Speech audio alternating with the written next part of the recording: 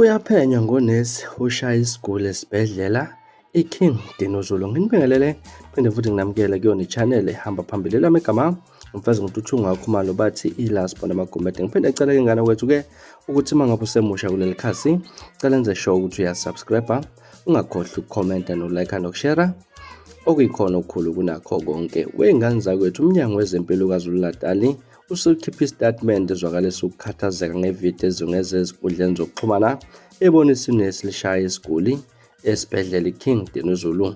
Lo mnyango uthi ukuziphatha kwabasebenzi zawo uphambene nesimo ezisisekelo zohlelo lwawo, futhi-ke ngeke kubekezelele ngaphansi kwanoma yiphi izimo.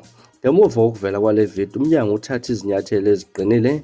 Leli nesi lizomiswa emsebenzini okwesikhashana ngokukhulu ukushesha kuze kuphothule uphenyo oluphelele nolunzulu ngalolu daba, kusho umnyango ngestatement. Lo mnyango uqhube wathi isijezisi ezibandakanya ukushaya zivumelekile ezikhungweni zayo, futhi uzibophezele ekuqinisekiseni ukuthi zonke iziguli ziphathwa ngendlela ebonisa isithunzi, inhlonipho nangokunakekelwa okufanele. Ngana kwethu sehlophe seniyibonile ividiyo ethenda ey'nkundleni zokuxhumana la khona unesi ebonakala eshaya isiguli. Mhlawumbe kuthini kwakho ukuphawula? Uma mhlawumbe akayiboni ngizokufakela la eceleni kwale video.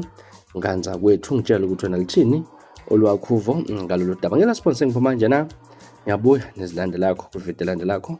Nisiphathe kahle, nibe nosuku olumnandi. Ngithanda khona.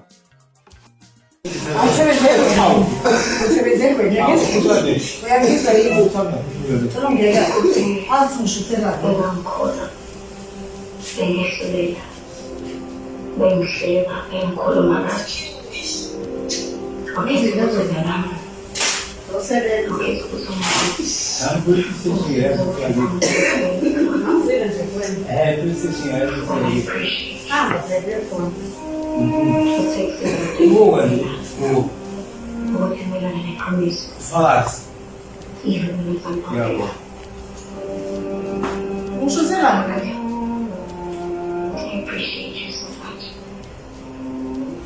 Nico.